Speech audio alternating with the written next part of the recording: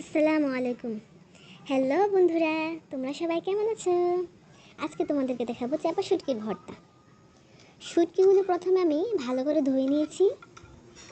গরম পানি দিয়ে, কুসুম গরম পানি দিয়ে শুটকিগুলো ভালো করে ধুয়ে নিয়েছি। এখন আমি পেঁয়াজ কুচি আর রসুন কুচি কড়াইয়ের মধ্যে দিয়ে দিলাম। তারপর এখন আমি দিয়ে দিলাম শুটকিগুলো নেড়ে চেড়ে উল্টিয়ে নিব। সামান্য সরিষার তেল ব্যবহার করেছি আমি।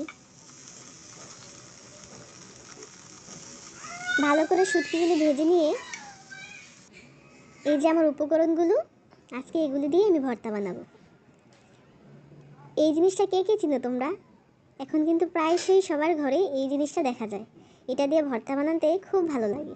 এই যে আমার উপকরণগুলো, এখন এগুলো দিয়ে আমি ভর্তা বানাবো। দিয়ে দিলাম শুকনো মরিচ, দিয়ে দিলাম সামান্য পরিমাণ মতো লবণ। এখন আমি এগুলো ভালো করে পিষে নেব। একটু সময় লাগে এটার মধ্যে ভর্তা বানাতে, কিন্তু ভর্তাটা অনেক স্বাদ হয়। সময় লাগলেও খুব ভালো লাগে। যে পিষে নিয়েছি আমি, এরকম হয়েছে। আস্তে আস্তে সময় নিয়ে সবাই পিষে নেবেন। এখন আমি দিয়ে দিলাম শুটকিগুলোকেও মরিচের মতো ভালো করে পিষে নেব। এই যে আমার এখন এরকম হয়েছে।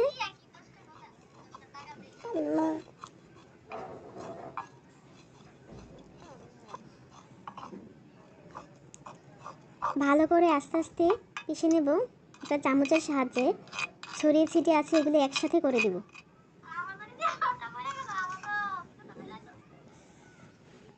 এখন আমি দিয়ে দিলাম পেঁয়াজ ভাজাগুলো। পেঁয়াজ আর রসুন ভাজা একসাথে করে রেখেছিলাম, সেগুলো দিয়ে দিলাম। সেগুলো দিয়ে আবার আমি এগুলোকে পিষে নেব।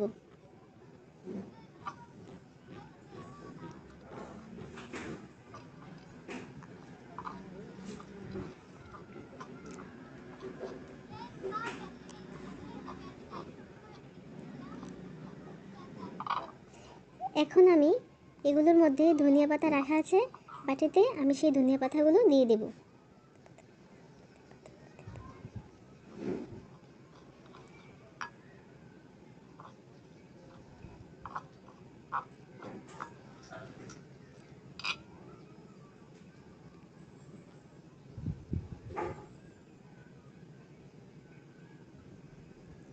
ধনিয়া পাতা দেওয়া হয়ে গেলে এখন হয়ে গেল আমার সুন্দর ভর্তা। দেখেছেন কত সুন্দর করে আমি খুব সহজে ভর্তা বানিয়ে নিয়েছি। আপনারা চাইলে বানাতে পারেন। ধন্যবাদ সবাইকে।